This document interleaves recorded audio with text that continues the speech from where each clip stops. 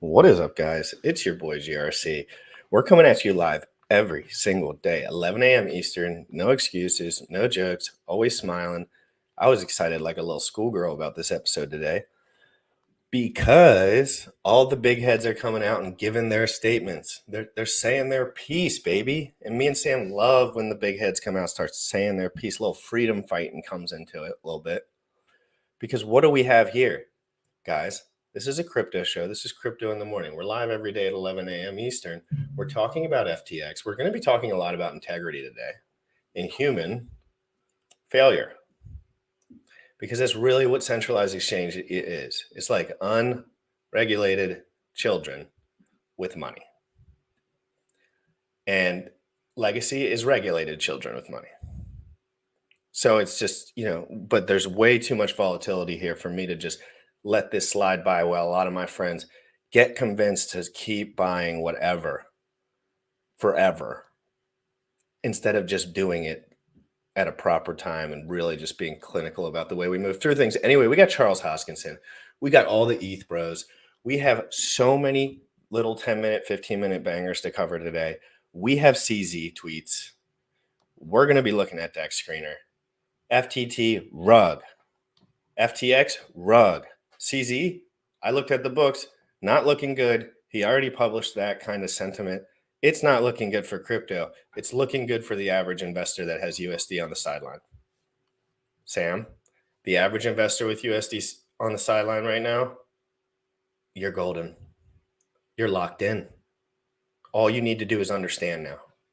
If you don't, you might. So Crypto in the Morning live every single day, guys. I tweeted this out.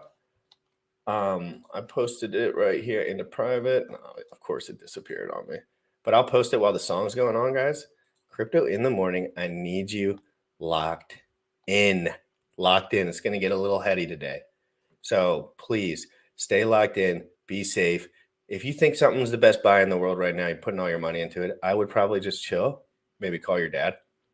But I don't just chill. Relax. If you're a new user, relax. DeFi proof. Don't relax. Hit that song up. You already know what time it is.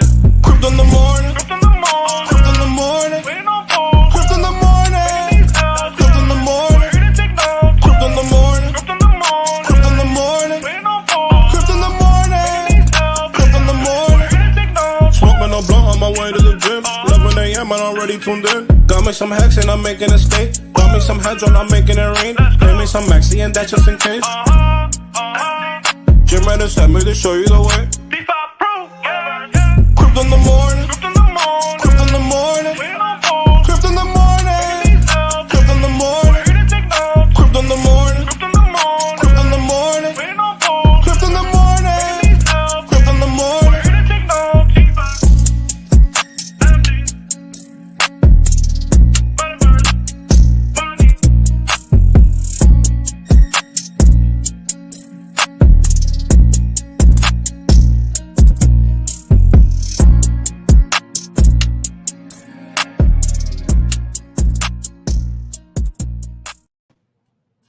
Oh man, I was excited about this show too. We're about. Dude, I should start it early. I was literally about to start it early because I'm that big of a freak. Like I'm just like, but I was like, don't do that. It's the dumbest thing ever. We're about to get into this. This could be that time where the market we have the bottoming out. We have a complete and utter capitulation and just tanking everything because. We're going to get into some of the details, but briefly to start. We'll get into all the details soon. Just keep going. When you consider that, say hypothetically, you have somebody, say like a public figure, maybe say someone who's popular in a certain space. Say, for example, say like Elon created a metaverse piece of real estate, and then each piece of real estate sold, and then he used that real estate to take loans against that real estate. And use those to give to his hedge fund, right? And then the hedge fund took loans on that made up shit. It should be piecing together for people after Terra Luna. Like I know a lot of the guys that don't know like all the financial stuff like me kind of learned a lot from Terra Luna on that one. Like that's where I kind of learned. I was like, oh, it doesn't really matter what the words are. It's like they have a coin over here. Nobody really wants it. They pretend everyone wants it. And then some people buy it, but really no one wants it. No one buys it. And then they provide collateral to other people with that token, not their bread and butter token, of course, as much. Do you remember the Three Arrows Capital? Mm-hmm. Like, so from this is what kind of like was the pin that popped the Terra Luna balloon. It was just bound to happen at some point. But it's just a liar behind the scenes. Three Arrows was a hedge fund that had around estimate $3 to $4 billion worth of crypto assets. Alameda, which is Sam Bankman-Fried's hedge fund, has estimates of around $14 billion. This is the biggest black swan event that's ever happened. And you saw, right? It was like BitMax and Voyager and Voldel and this exchange and this exchange and this central site. All of them went belly up because of this tiny little hedge fund. This is 4 times the size of Three Arrows Capital. And we have no idea how much. We don't know how scummy this dude is, like how heavy. Like, yes, you can lose $14 billion, but you can also lie to many people pretending like you have more than $14 billion. And then it gets like, duh, everything's just like double collateral everywhere. And then you just end up getting doinked because you're just like, dude, this is, or, you know, that's stress. Like, that's real deal. Your human manipulation at its worst comes out in crypto centralized exchange formats. It doesn't mean everyone that does that is bad. Some of the people, frankly, probably aren't that stressed out about it. But some of these guys that can wiggle in there that wouldn't have had an opportunity to. This mother effer, I don't care what you say, without crypto, he's nothing. He's a dork. And I'm not saying he wouldn't be like good at a job or something. I'm just saying like we have like 80% drop in FTT. So if you look at how leverage works, right? $14 billion. And if they had even say $7 billion of leveraged against that, and then you have the largest position in their portfolio tanks by 80%, FTT, which is just made up by their sister company, FTX. Oh man, FTX is in trouble, and their hedge fund, which it's private, so we don't get to any of this information. Their hedge fund is effed. Like, that's going to cause an unwinding in crypto that is going to be massive. I feel like crypto's already, as far as people moving through the liquidity pools and centralized exchanges, has already unwinded. Like, I feel like this is all regurgitated centralized exchange money at this point. But people need called out and gone, liquidated, buy, gone, nuked, never see you again, never get involved again. You're out. I'm not saying that they can't have money in there. I'm saying that you're out. When they say some people get out, it's not always because that's what they want. And some guys, when they make a lot of money in a bull run, really start to think they are the smartest human being that has ever stepped foot in a room before. And it's so naive. It's so naive to think that. It's one of the most disturbingly naive things. Like, I can't even be friends with a person like that, because it's like, dude, yes, there's timing involved. Yes, you got lucky in some sense. Let's talk about it. Let's get through this, because you'll lose everything. You know, you will lose everything. And these guys really do wreck themselves to zero and beyond. And if they're square burgers, like Elon Musk, like maybe one day he was a square, but he ain't no square no more. He's no square. Nothing square about the guy. Because he moved forward. Like, he wasn't like, I'm just a dork loser. Blah, blah, blah. F me, I'm the biggest dork in the room. I'm sure he felt that at some time in his life. Like every person would. But anyway, let's play this. This is the end ramp for a long string. And the guy goes solo. So he had a panel before. He goes solo. And I felt my boy here. I feel like he's hurt. Okay. But these guys are like Bitcoin guys. So like, let's see what he has to say at his little end rant. He kind of like all his buddies leave the show. And, you know, he looks tired. Let's just say that. He looks real tired.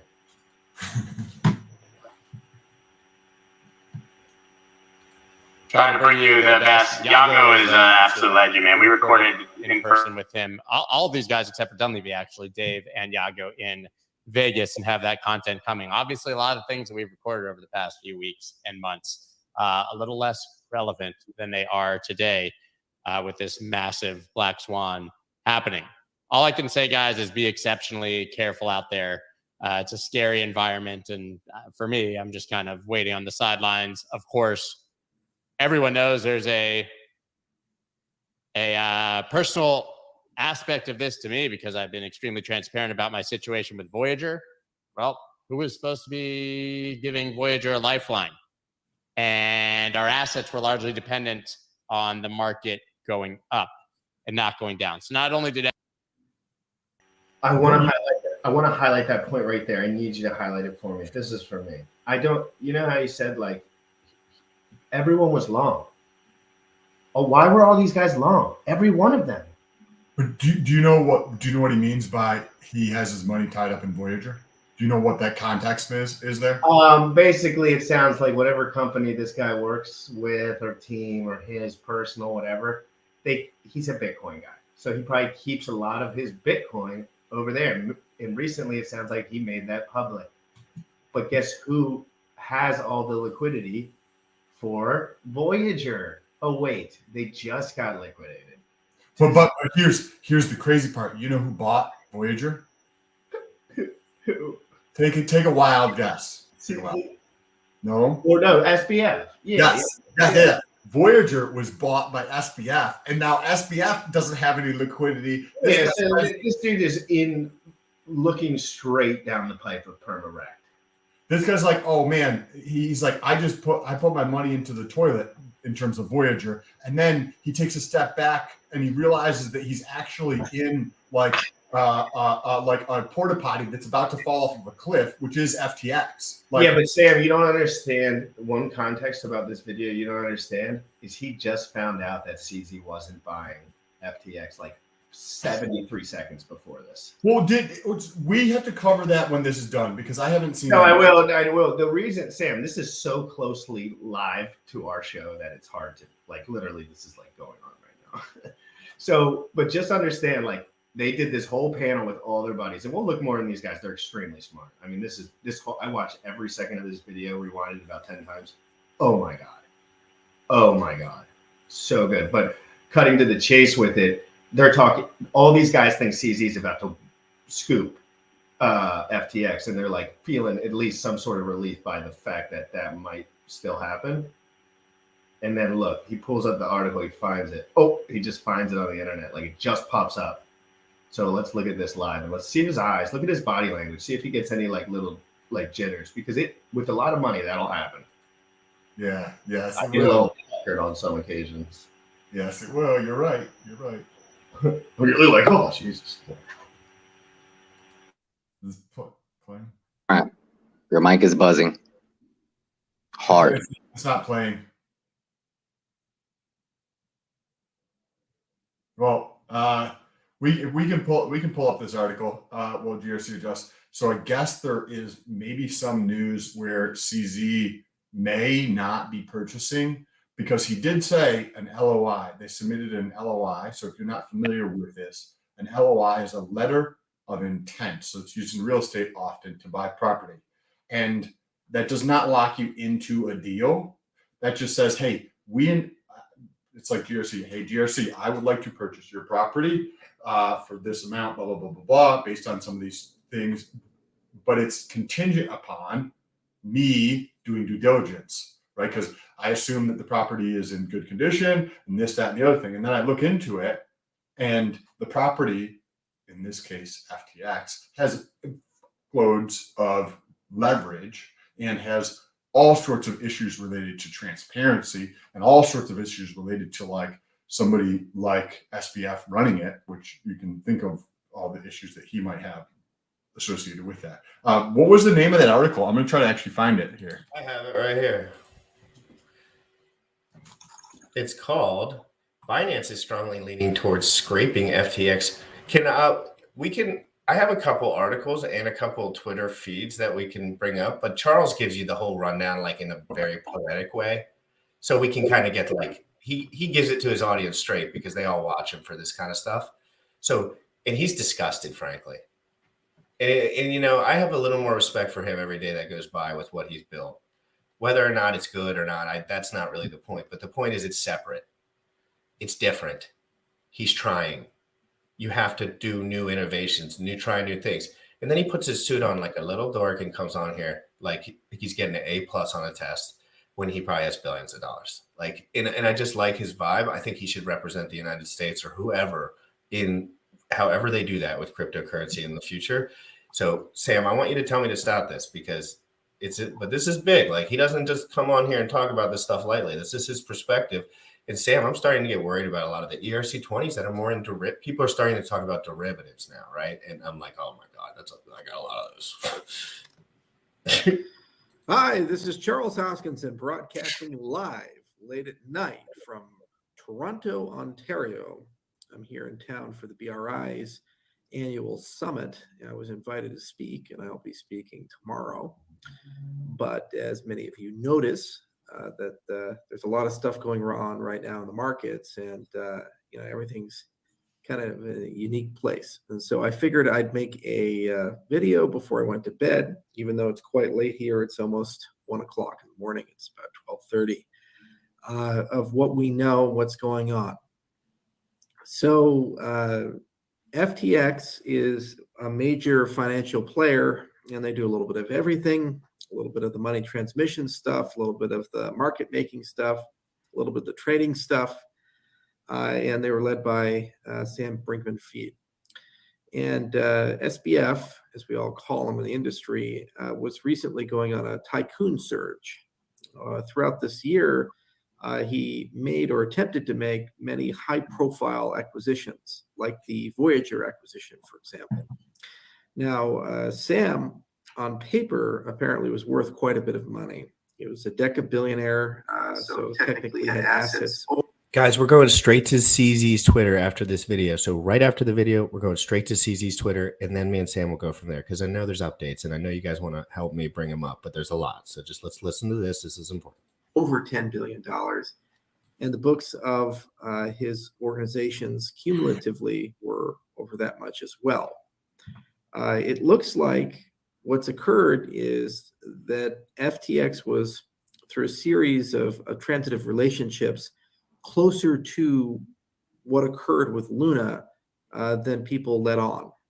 So Luna, as many of you know, when it collapsed, created a cascading series of failures for things like Three Arrows Capital and others, and it's created an enormous amount of instability in the market that the market is still attempting to digest.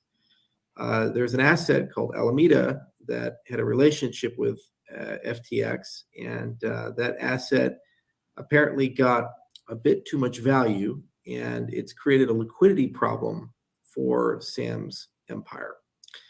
And it may be the case that, and more will be discovered soon, that he's insolvent and as a result requires a bailout or acquisition, basically a shotgun wedding to continue operations. And if it doesn't get that bailout, that there's a good possibility that his FTX will go out of business. It'll get liquidated. Much in these things tends to get discovered. So Binance has made an offer. They've signed a non-binding letter of intent based upon due diligence. And as due diligence is done, oftentimes things are discovered and uncomfortable things. Especially the relationship, financially speaking, of the founders to the entities, as well as how funds were used and how much risk exists within the entities. There is a non-zero probability that the acquisition proposal that Binance has put on the table to bail out FTX, to acquire it, will not succeed because it. So we're going to stop there for a second because he just said the one-liner that kind of goes in. And I'm going to go back to that because let's be honest, I could listen to that 24 hours a day. He's the best with the talking and just getting the points out and being respectful and saying his points stern. I think he's doing a good job here, and I'm curious to see where he goes in the rest of that video. And I just want to show the title because this is kind of what's like buzzing crazy around the internet right now. It's like this picture. And I wish the thumbnail had this picture next to our two heads. That would be like really sick. This one. Like, what if it was us two and that in the thumbnail? I'd love that. Binance is strongly, and this was today, guys, November 9th, 2022, 10:32 a.m. Eastern. Updated 10:38 Eastern. Wonder what they squeezed in there. This is my boy SBF. They're showing decent shots of him. You know, he looks real bad compared to this, like real bad. And he don't even look great here. And then CZ's looking like a nuclear warhead right now. Cryptocurrency exchange giant Binance is highly unlikely to go through with the proposed acquisition of struggling rival FTX after less than a day of reviewing the company, according to a person familiar with the matter. What does that mean? A person familiar with the matter. Binance's non-binding letter of intent for the takeover announced Tuesday as FTX's financial position appeared to be spiraling out of control, hinged on Binance performing due diligence. Roughly half a day into the process of reviewing FTX internal data and loan commitments, they were probably like, oh my God, has led Binance to strongly lean against completing the transaction, the person said. Binance declined to comment on the current status of the deal. FTX couldn't immediately be reached for a comment. Who would have thought? So there's that. So I'll drop the link for that, guys, and you can check that out if you want. You'll pull up the video. I'll drop the link that into the chat there, and that way you can pull the video back up.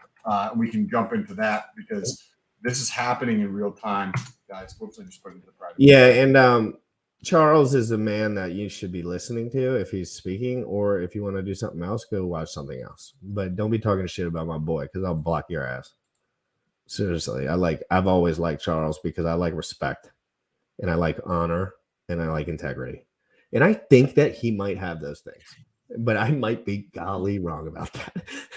If you see this, like, through the due diligence period is basically a team of think of like forensic, like investigators, right? That's what you do when you do a deal like this. And you have a team of forensic investigators that says, hey, SBF and CZ agreed to XYZ terms. Now we're going to take a look at the details and see if what they say is an accurate representation of what SBF and CZ have talked about. Guarantee it's not. We'll give our predictions because that's a little bit of a layup at this point. They're going to find that there is no money there. So when everyone's, and I'm not saying there's no money at all, but when everyone's asking, why doesn't RH buy FTX? Why doesn't this guy buy it? Nobody wants to buy something that has no users and that everyone thinks is horrible now. I'm not saying like 5 weeks ago they didn't have users. But as of this moment, everyone can't send their money out, and 90% of those people will never use the the platform again. So this is critical that you understand that buying this, unless you're getting it for $1 on the billion, you ain't buying it. So CZ is probably like, nah, dude, this don't add up at all. This is a net negative for me. Let's wash out. Say, remember, it's like, when you get, I don't know much about cancer treatment really, but I know when you get cancer, you have to get chemotherapy sometimes, and they nuke all your cells because it's easier than finding them individually. And in this case, it's just like sometimes it's better, and I'm sure you see this in Legacy, to just cut a bad actor out and let it ride. So what do you think about that? Well, so I think that what will end up happening with this is the due diligence will find a lot of things that were not disclosed that increases the risk of the purchase. And there will be negotiations again behind closed doors, meaning we won't be privy to this stuff. This extra risk that is going to be now transparent to Binance is going to not necessarily call the deal off, but the terms of the deal will change. Because if you understand CZ is trying to grow decentralization, trying to grow the crypto spaces in general. And At least now he is. He's going at it. Old content looks like he had the same ethos before. Well, but nobody believed him before. No one believed him, and now I believe him. I believe him now. He's impressed me with his vigor. Yeah. I like so many leaders now don't have anything. Like, they won't take a punch. They won't give a punch. SBF was willing to never give a punch until they ran out of everything, because they just Like little. more than likely, the terms will just get negotiated. So if I'm like, hey, GRC, I'll buy your house for 400,000, and we agree to that, and I send them an LOI, right, a letter of intent to do so, based upon after my due diligence. Then I inspect this property. I realize that all the windows are fucked up. The HVAC is like ancient as shit. The roof is messed up, and the foundation. You're right about all those things. Right. So then I'd be like, hey, bro, I said 400, but you have this, this, and this, and this. I will give you $200. And it backs me against the wall, and I'm like, I need to sell. I need to sell. I need to sell. That's probably going to be what happens with this deal. Yeah, but it sounds like he was like it almost seemed like Binance was willing to put on liquidity for their users if it was worth like saving users. But it like turns out like it might not even be worth saving anyone because there really wasn't as many people there as maybe they thought in their head. Like real people. They're like, oh, there's a lot of regurgitated like leverage on a FTT token. That's for sure. But let's I would definitely dump FTT. I never would have owned FTT. You dump it? Like, is it cool to dump right now? Like, is the slippage chill? Like, we'll look at that after. We'll look at all that after. Yeah, go ahead and play the video. I'll look it up. And how much risk exists within the entities. There is a non-zero probability that the acquisition proposal that Binance has put on the table to bail out FTX, to acquire it, will not succeed because it will fail due diligence. This is often the case in many distressed assets. When people look at them, they discover that they're far more distressed than they thought. If that's the case, because of the size and scale of FTX, it's very likely that that will cascade through the cryptocurrency market. Now, my firm, we had no involvement, exposure, or connection to any of these things, so we didn't lose any money. Cardano doesn't have any dApps or DeFi that really touched anything related to the Luna ecosystem or the yield products that were very popular but highly unstable in the Ethereum ecosystem. So effectively speaking, this does not directly impact the Cardano ecosystem. But as members of the broader cryptocurrency space, this will likely cause issues for all of us. In particular, there is the case that FTX has been lobbying very heavily in Washington, D.C. Their failure could change the political landscape in unpredictable ways. It was my belief that a red wave would occur today, and early indications of the election are that that is the case, with just to the magnitude of it. And based upon that magnitude, it was my belief that legislation would pass that would be inspired from things like the Stab Now proposal from the U.S. Senate, things like the Financial Innovation Act, and so forth. The issues here are that should we see more systemic failures, there could be a belief for more regulatory scrutiny or more draconian laws to be passed to enable that scrutiny. The failure of FTX could result in that, which could in turn more badly damage the industry, and in many cases offshore the American cryptocurrency industry. So this is not a minor event. This could become a very significant event, and it's the last in a series of failures that we saw started by Luna. Luna led to Celsius and other such things, and now we're here. It's just an example of the excesses that I repeatedly warned people about in 2021 and all throughout this year, and prior points in my career, like in 2017 with ICO mania. You don't get something for nothing, and extremely high yields tend to evaporate very quickly.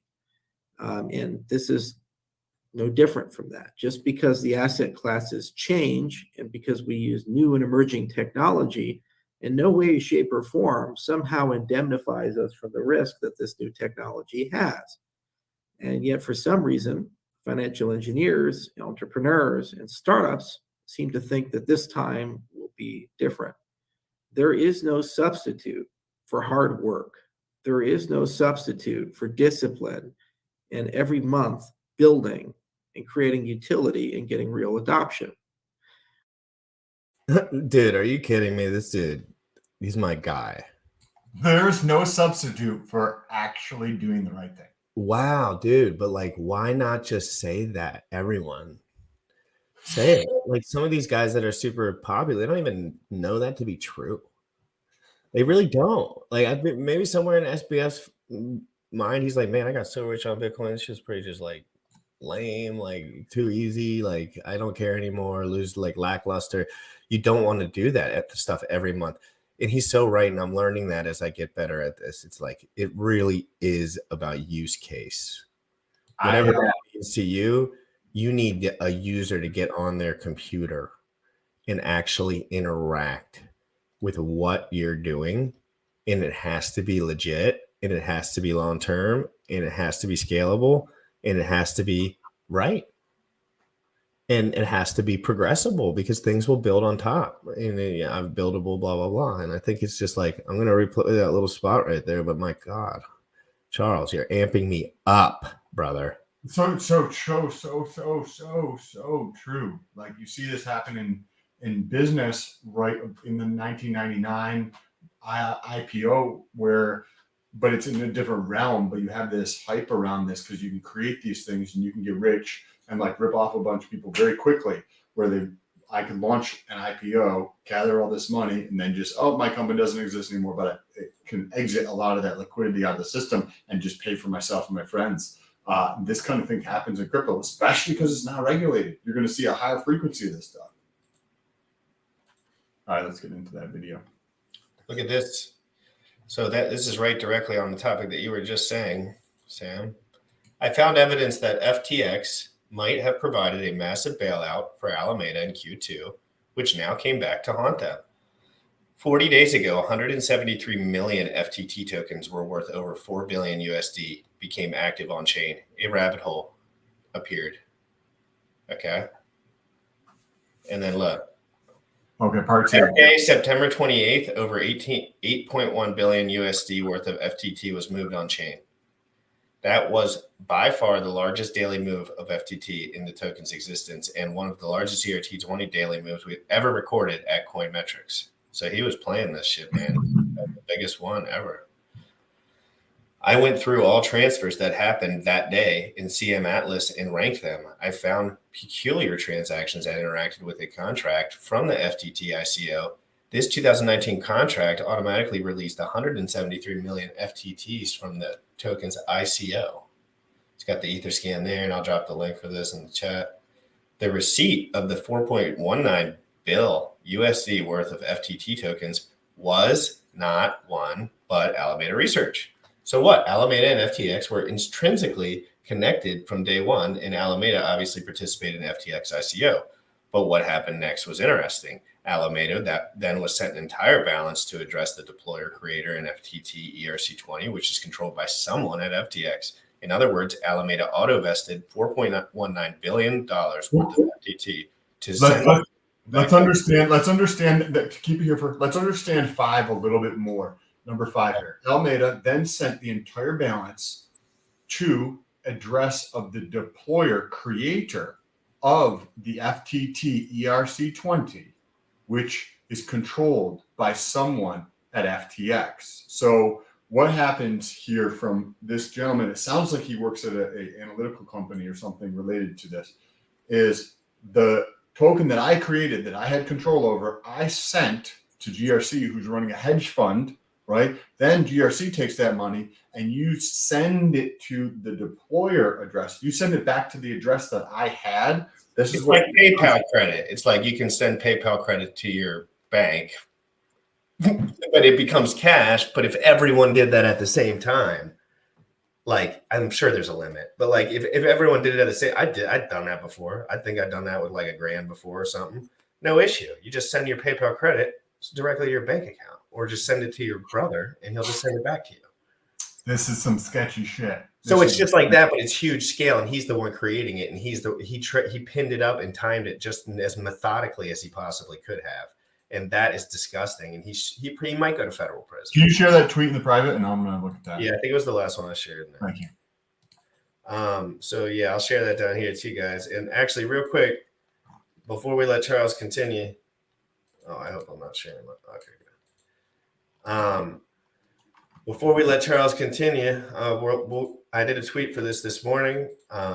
Actually, Bullish switched the thumbnail to the exact one that I wanted, which was critical and critically amazing. But I need you guys to go in here and tweet. And we have a giveaway tweet too. But if you don't know about it, I'll tell you at the end.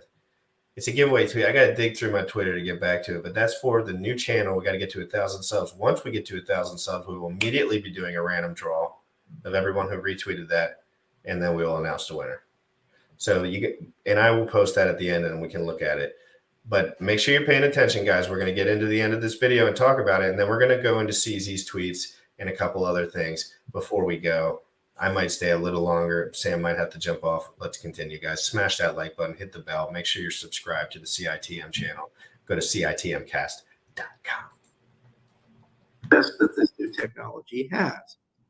And yet, for some reason, financial engineers, entrepreneurs, and startups seem to think that this time will be different. There is no substitute for hard work. There is no substitute for discipline and every month building and creating utility and getting real adoption. But tech stocks are another example of this. Majority of tech stocks in the United States and abroad are significantly down. In some cases, many are over 90% down, which is quite sad, given that they had enormous valuations just a few months ago in some cases. And so the crypto industry is just a microcosm of a macro trend that we've seen over the last few years of rampant asset inflation. So it's hard to know what's going to happen next. If the Binance acquisition goes through, there is a possibility that the markets could stabilize and that things will look good, or at least calm, and we can move on and continue to heal as we were doing before this event. If the acquisition fails, there is a possibility that a series of cascading failures will occur. And because of a lack of transparency, it is very difficult to know how deep these tentacles go. And it's entirely possible that other firms that were reliant upon FTX could also fail, similar to a 2008 financial crisis style event after the fail of Lehman Brothers and the threat of the failure of AIG. So I just wanted to make a video to kind of fill you guys in with what I know, which is currently not much. I'm hearing tons of different rumors and speculations and so forth, but unfortunately we're too far removed from this. But I figured I'd make a video on current affairs and just let you know that things are definitely coming, things are definitely happening, and this is going to be a very transformational week, or at least next 10 days for the cryptocurrency industry. And it's another indication that we need to do things a little differently, and we need to think about things a little differently, both as participants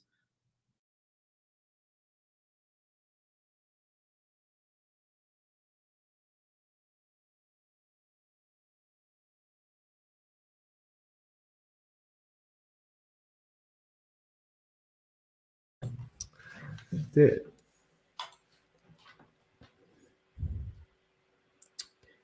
Can you hear me?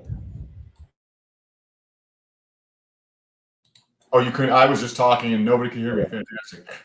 Lucas, I don't know why that lagged. I think one of my cords might have wiggled loose or something. So just, but anyway, Sam, talk for a second. I want to pull that tweet thread back up here because I can't hear you again. Can you hear me now? Hello? Can you hear me? No? Can you hear me, Sam? Yes. I can't hear you. Can anybody hear me in the chat? That's weird. Sometimes your mic will get unplugged and then it'll switch over. Can you hear me? I can't hear you now. Cannot? Dude, it happened to me earlier too. Maybe they update something. Just leave, come back real quick.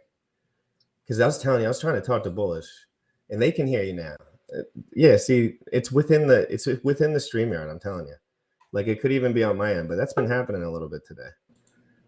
Sorry, that happened to me much earlier. They could hear you, but I couldn't, like, at all. But then I could hear you like 5 seconds before, and it happened to me right earlier. That's the only reason I knew. Okay, so let's. I want to. You can pull up that video again, but I want to go finish going through this thread from Lucas because Please do. I would like if you went through it just so I could sit back because I'm talking about. this is fascinating. I highly recommend you guys go check. So this. highlight a couple of the points in the first 4, and then we'll go back to 5 and kind of start from there. So this, because I just read through it real kind of quick. So if you guys remember, let's read through this. I found evidence that FTX might have provided a massive bailout for Alameda in Q2, which now came back to haunt them. 40 days ago, for 173 million FTT tokens worth 4 billion USD came active on chain. A rabbit hole appeared. Okay, so think about this. When did Three Arrows Capital collapse? 3 months ago, maybe ish. I think roughly. Well, who do you want to bet was involved in leverage that was also caught up in that? Those people are all very closely related. So Three Arrows Capital sets this domino chain of deleveraging in the space.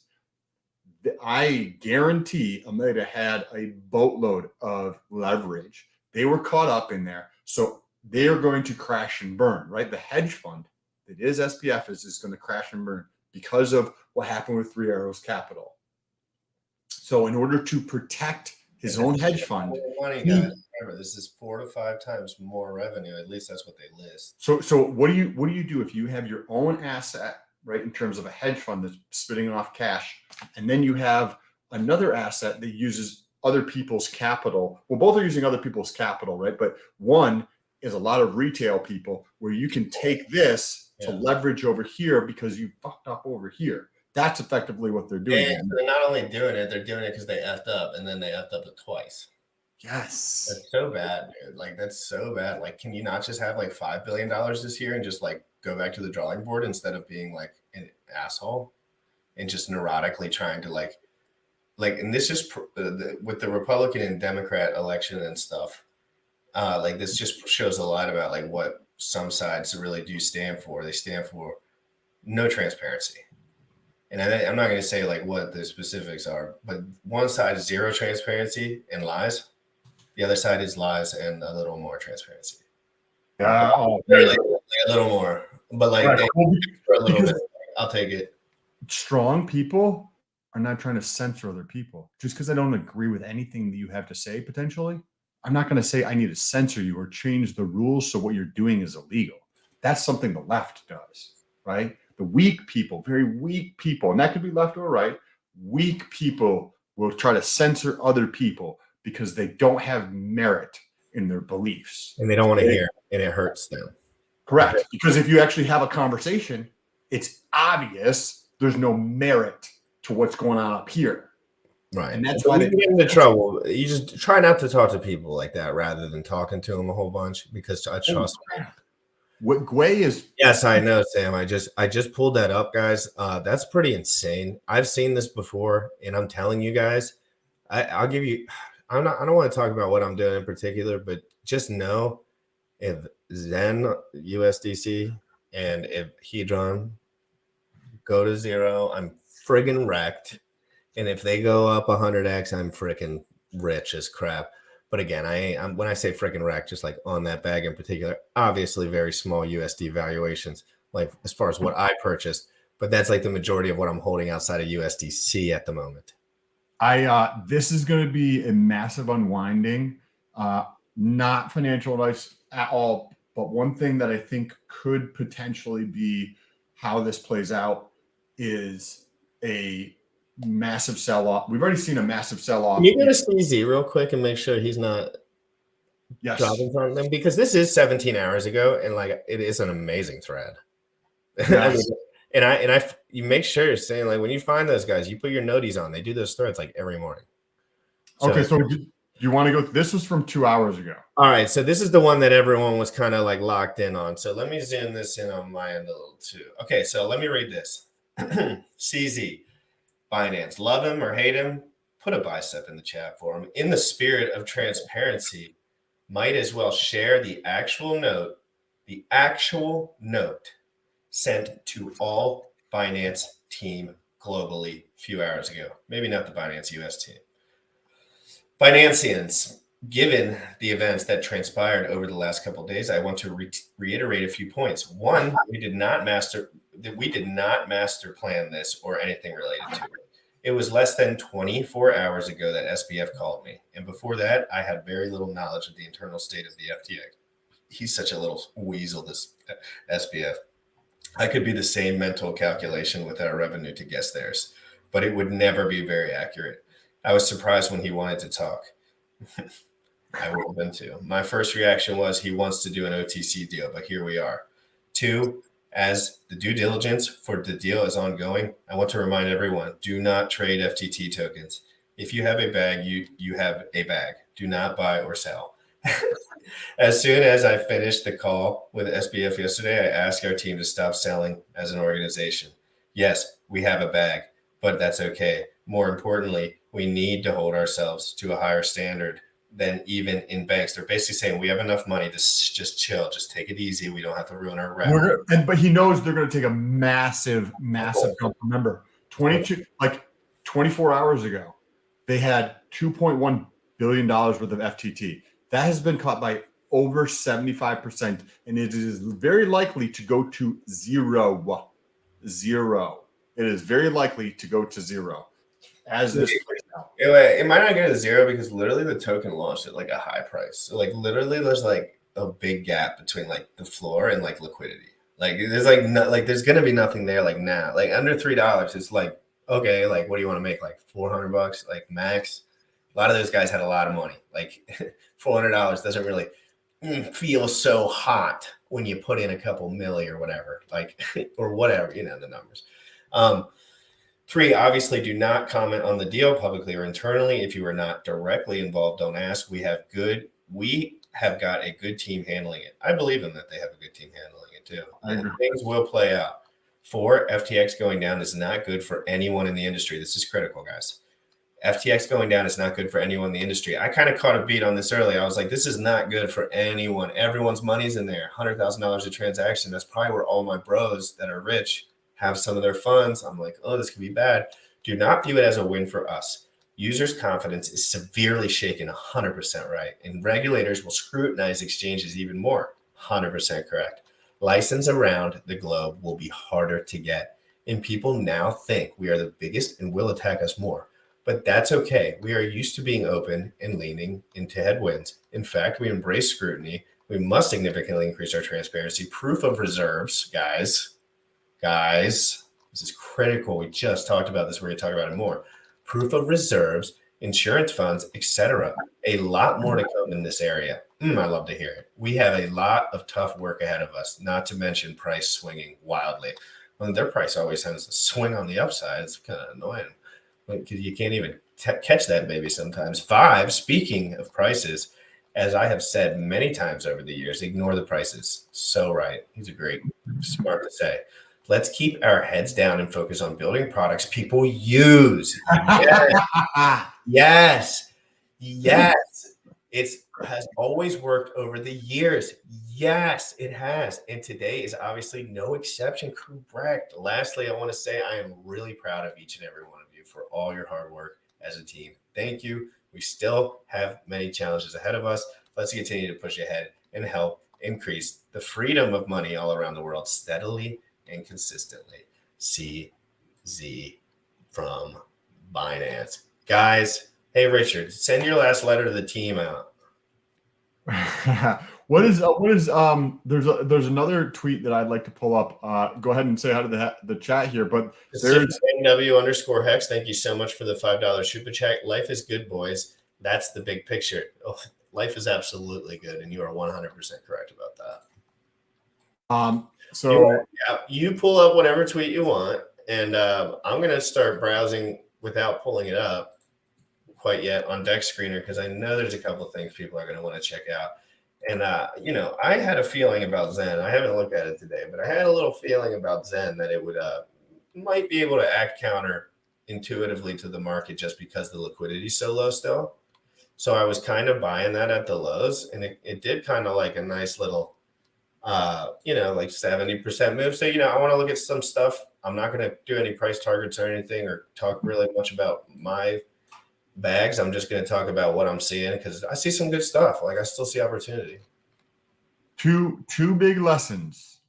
Never use a token you created as collateral. Dude, this guy is a G, bro. He's so right. And then number 2, which is exactly what FTX did and Almeida. Don't borrow if you run a crypto business because the volatility is stupid. I've talked about using leverage from fiat because if you understand in this space, not a good idea. Just I wanted to touch on that because that's so important. Leverage can cut you faster than you realize. They don't even know it either because they never did legacy. I'm not saying they didn't have money in legacy. Yes. I'm saying these guys got rich on crypto. You know what that means, Sam. Because I know what it means now. I didn't really know what it meant before I understood leverage and legacy, or at least understood why and when people kind of used it. That's really what you get to the ethos of like, whoa. Like these guys literally, it's almost a definition rather than like leverage is almost a definition because it exists rather than like something people do. Because they all are at a certain point, every institution in a certain position, like by competition standards, must provide leverage to be in the top 5, probably. Like if I'm thinking of any subgroup of any kind of competition, like you have to do the roids if you're the number 1 UFC. I'm sorry. Whoops. But I don't know if that's going to hold up in crypto. Do you think it's going to hold up in crypto? I don't think it will either. I think that there's guys out there doing great work and they're going to push through it. And I think Zen Crypto, Hex, and a lot of these decentralized things that are trying to change the game. Hedron, Zen WE has $52,000 in liquidity in it. You think that's a lot of money? No, it's a future thing for me on some of these things. I'm not looking to swap it over tomorrow necessarily, but I'm looking to buy things that are oversold and have no liquidity. Sam, I can't say it enough. Hey, you know something that's potentially oversold with no liquidity that Jamba Beans is purchasing? FTT. I think that's a good. Wait, I want you to highlight this real quick because he's on to something with this. Because I wouldn't trade this, but I watched Terry. I wouldn't buy this, and I'm not like. No, I know. But CZ kind of saying that maybe he was kind of buff. Remember how it went down to $5, and he has like this buffer range. Maybe he's seeing how much it can recover. Let's say it gets back to $15. It happens all the time. This is not. It happens. Oh, dude, Celsius went to 0. It's trading 400% the other day. Like it just happens. But everyone loses their money in the system first. So every human in the system goes to 0, and then like random dudes start trading it. That's what happens. That's all that happens. But I have a feeling they'll wait for that and liquidate it because they obviously want funds. Some of the other things were kind of just like, oh damn, this went to 0. Appreciate you, GRC Salmon Bullish. Hey, thank you so much for the super chat, 555 euros. I really appreciate that. Hey, before I pull up this price chart, I do want to highlight Richard Hart real quick. Great job really exposing some of the feelings that he had about the market having leverage in it still ready for liquidation. He said there's too much leverage, but we didn't know what it meant. Like Sam might have had a better idea at the time when he was saying it, like than me. I knew what he meant, but I didn't know specifically what he meant. Now I see what he meant. He's like, dude, there's so much prop. He probably felt from being in the market so much. He's like, there's propped up exchanges still, guys. I use them. Trust. I look at them. Trust. Sam Brankman-Fried. Like, what is he going to say? He's the worst dude ever. You can't call that. Like, you can't say he's going to go to 0. He could be the best. Like, but you can say like centralized exchanges always go to 0 when they drop 95%. Because they do. Let's look at this little reversal real quick. Just a quick check in on Zen. We all saw this big run, right? Like we all kind of were a part of that. And, seeing that 90% correction off of that is just the way it always, you just really are going to see that most of the time, especially with such a new asset. We got up here into that like 4 times the range it's at now. And I started feeling like, yeah, I don't think these guys will sell. I was like, I don't think these guys will sell right here. Really, I just don't think there's meat on the bone unless someone like poured liquidity in there like as a gift. But in the natural market, which is kind of tending to be because like there's no institutional investors here, guys. That's important to note. Hedron, same way. Hex, same way. That's why we like these things. Now, remember, it's different though, because the distribution. So remember, we had this big, long time. Now, the trading up here really was scrapped. Let's be honest. Nobody was, but right here, I'd say about is where the chart kind of like legitimizes. And so this is kind of what I look at. Like, I think of this as the chart because, you know, some charts get a little racked depending on the distribution method in the early settings of it. But so we had the long downtrend, and then down here, when people start tweeting that it's going to go down forever, you know, K for K, all the guys, they start saying, and I feel it because I watch a lot of these guys, and they start saying it'll go down forever. Like, and I'm like, dude, there's no liquidity. That's literally a dumb statement. Like, there's nothing there to sell. So I don't understand why you're saying people would continue to sell it. That's when I buy. Whether it's $100 or whatever it was at the time, I was like, oh shit, you know, that's crazy. But then I watched the 90% dip. Still not enough money for me to really want to be selling anything, right?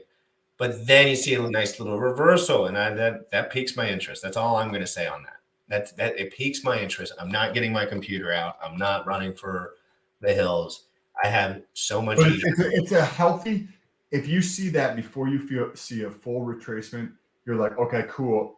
That's a good sign. Doesn't mean it won't go back to the retracement, but it's a good sign in the sense that like people are paying attention. Watch, Hedron did it, right? Hedron has this massive blow up, and then they come back down. But they're not. It's not back down to those levels with 7 zeros. It's not back down there yet. I want people to understand how strong the Hedron chart is. And I want you to understand that there's a buy the news event coming up. And I don't care what you have to say about it. I just don't like that. It's not up for definition to me. Like, it's people buy this stuff when people start talking about it and doing something. They don't even know what it is most of the time. We happen in this chat to know what the HSI auctions are all about. It's about making Hedron's coins go away forever.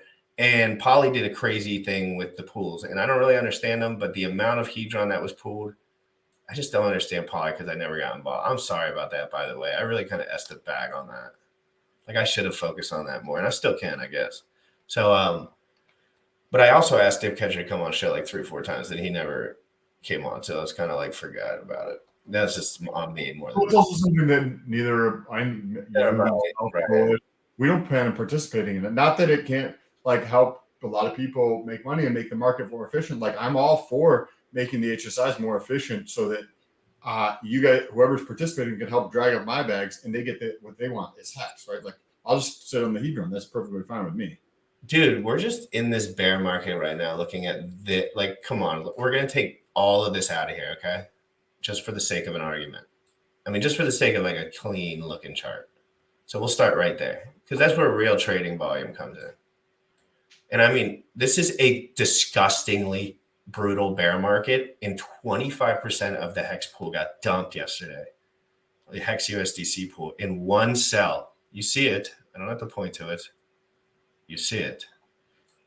This is a brutal bear market. This is one of the most God mode charts I've ever seen in a bear market with a legitimate market. Sam, you have to understand the one cool part too that Richard kind of found out. Some of these guys that do ERC20s with a fair liquidity, they found out that these things perform really well under average, like buyers without the big VC chunks in there. That's like the global play. Like, if you're trying to like cheat it, but really the truth is there's like $2 million in liquidity right here. And this is a bear market, and we've seen a 15x from the bottom. That is insane. But it also is people are going to stay away from it because they see all this space, Sam.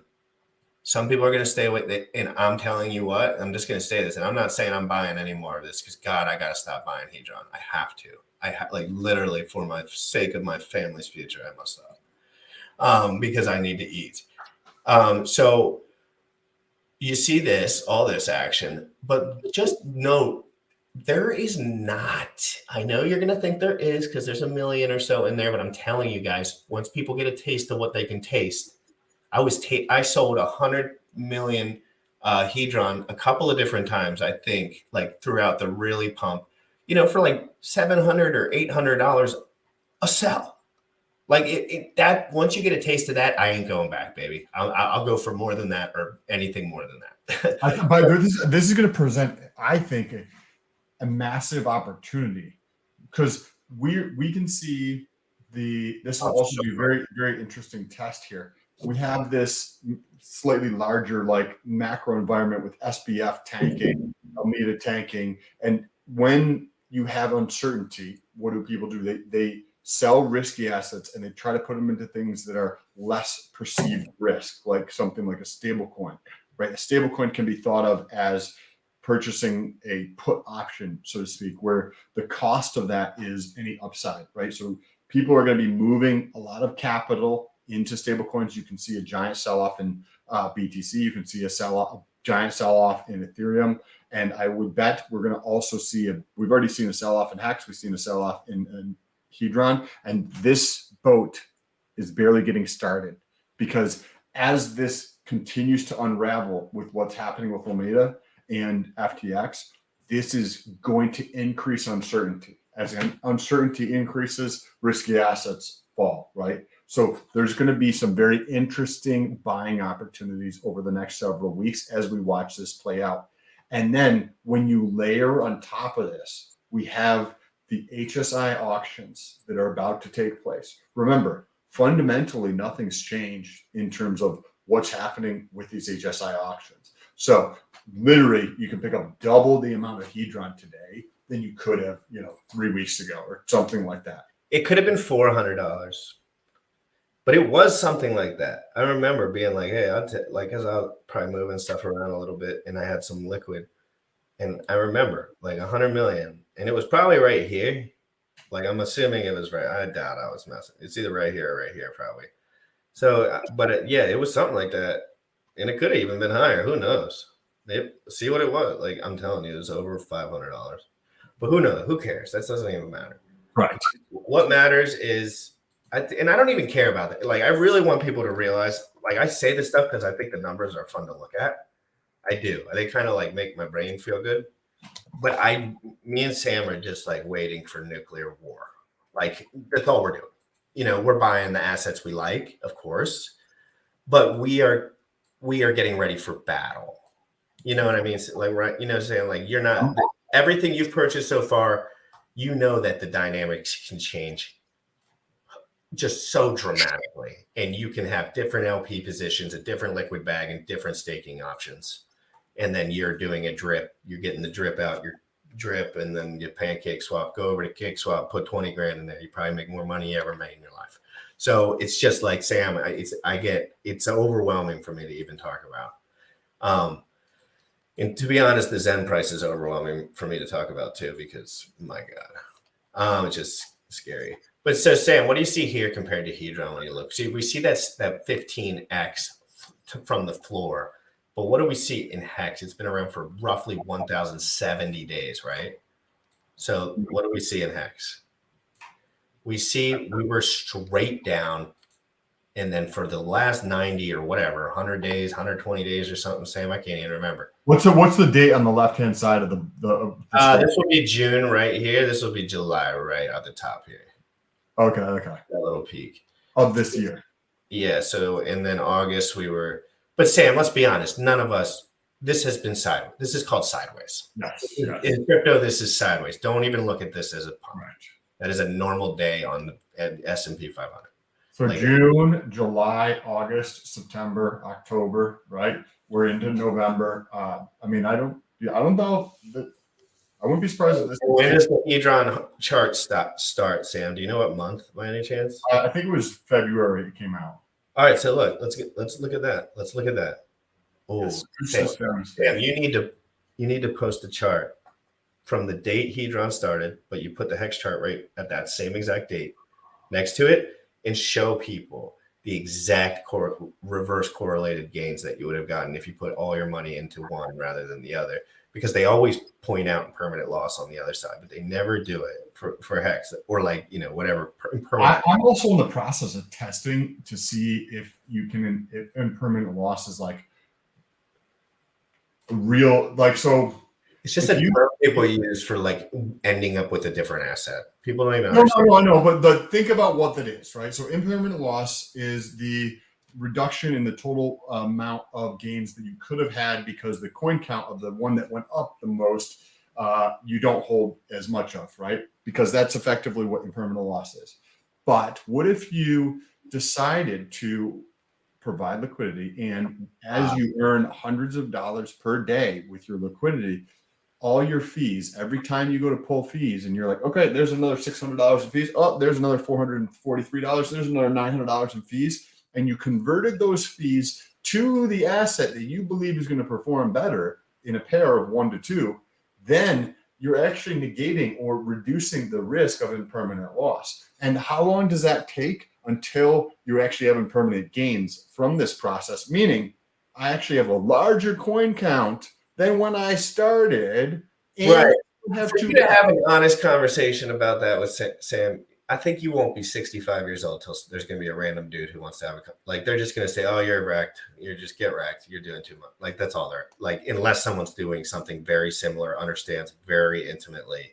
But like what you just said, I totally understand. It makes a lot of sense. It makes too much sense, frankly. It's not crypto appropriate because it really, frankly, makes too much sense. I'm in the process of testing that right now.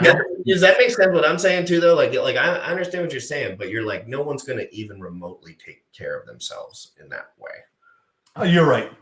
And that's the thing. It's like, it's so true, but it's like, I wish that I knew what people thought about all these things. Exactly. Sam, I got the other chart lined up and watch me switch over. So we're on the same date on both. So we're right now, guys, we are about to compare. If you would have bought, all right, Hex on this day right here, you see it. It's roughly, let me scooch it up a little bit. Hold on a second. It's roughly February right here. So we'll just start on February and the start of February. And then we'll go over here. And I'm going to line up February. And then I'm going to switch it right over. Oh, it started right on the March date. So it started right on the March date. So guys, if you bought on the first day of March, you have been so nuclear wrecked. So nuclear wrecked. Okay, so I just copied that chart. I have it up. I'm going to switch it over. But I'll put them both into the same. I'll just put them in. Just watch. And then we'll switch it over. And if you would have bought on the same exact day, right here, Sam, it was the same day. We said right on the top of March, right? Yep. You would have obviously had that crazy pump, but you would be up roughly, Sam, 5x minimum if you bought in right here. And all this is like 7, 10x range, 15x range, but it's a 15x from the bottom. So Sam, you're talking about 5x minimum if you held, and opportunities 10, 15x along the way for like 6 months straight. And we talked about it and people blocked me, Sam. Yes. And they had more than me. And they had more than me. They had more than me and they blocked me for talking about it. Imagine the ignorance. Check it out though. So what I can highlight this or whatever, but this is the Hex chart, right? Perfect. And this is the Hedron chart here. And you can see what GRC was saying, right? If you decided to get in right here, I don't have the prices here, but like clearly this is roughly 15 cents, Sam.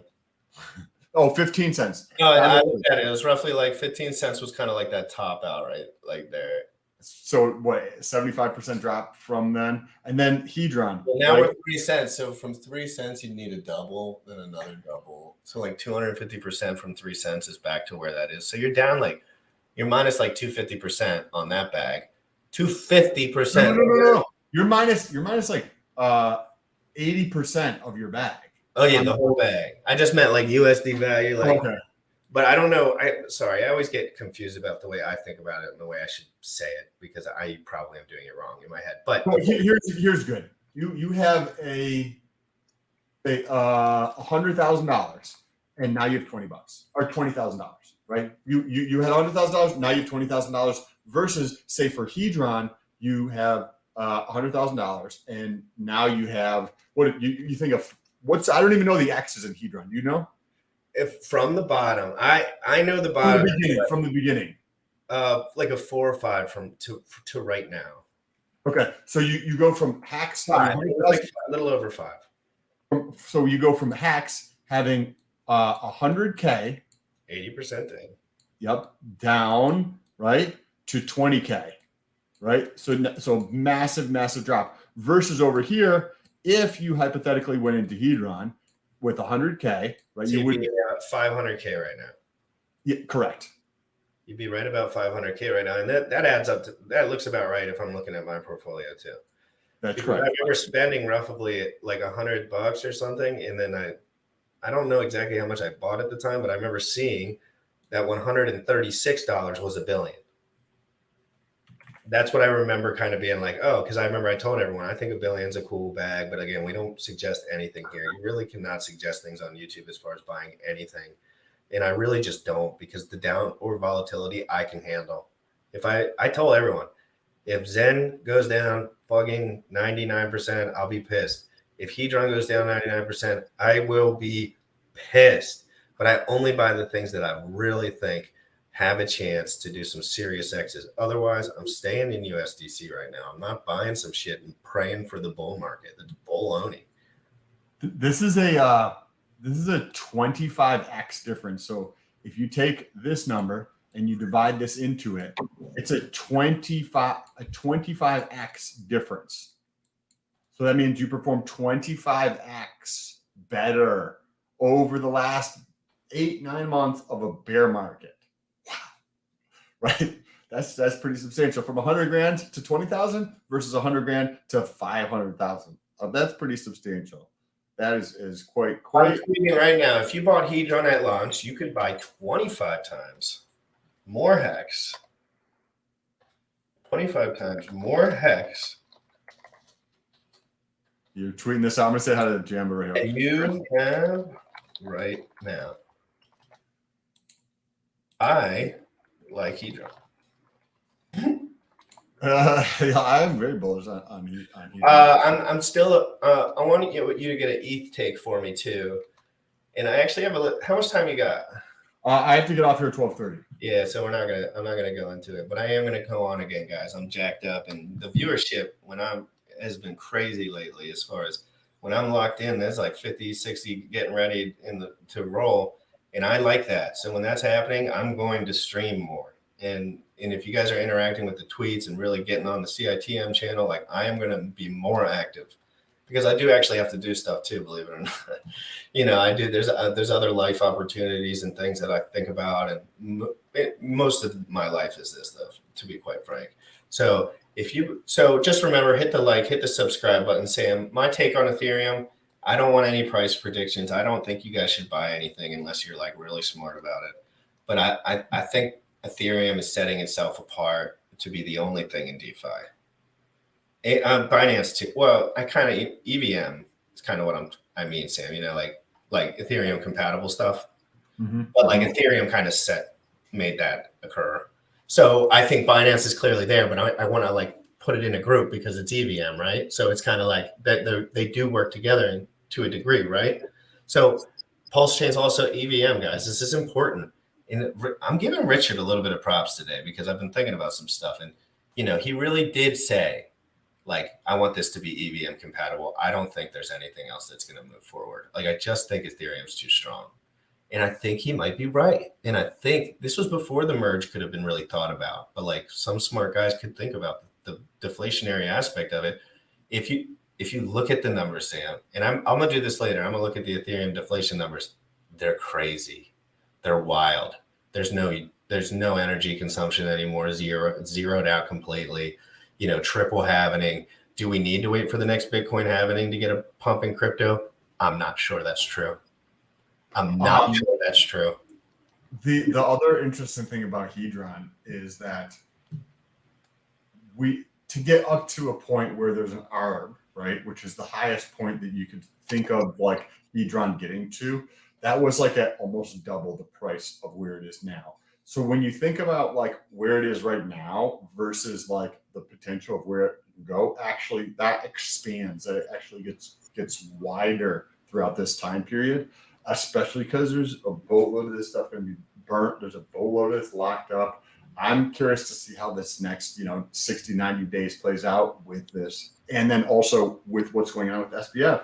With what's going on with the hedge fund. Is this all going to crash and burn? I don't know. It'll be interesting. Sam, before I publish this tweet, I want to say if you bought the bottom as well, you could have X amount more. So can you help me with the calculations if you bought the bottom? I can give you the numbers.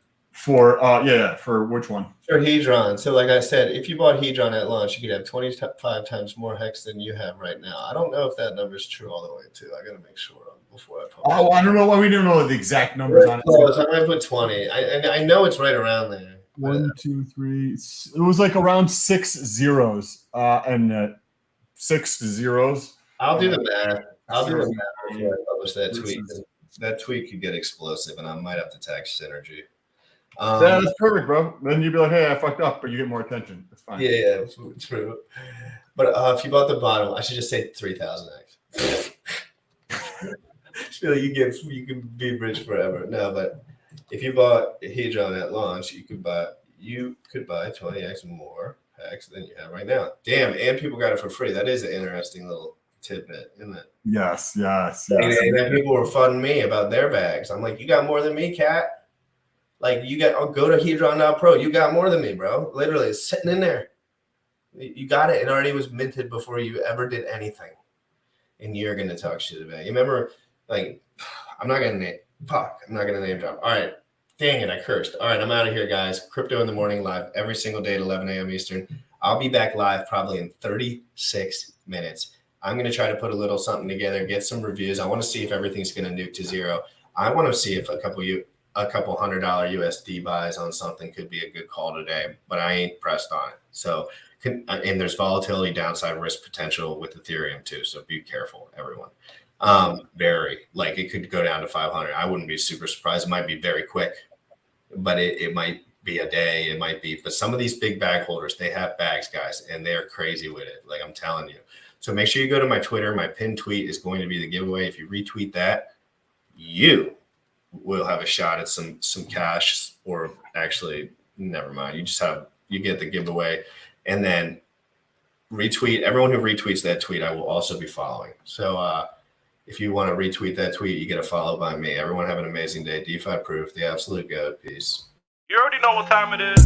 Crypto in the morning. Crypto in the morning. Crypto in the morning. Waiting on phone. Crypto in the morning. Crypto in the morning. Crypto in the morning. Crypto in the morning. Crypto in the morning. Waiting on phone. Crypto in the morning.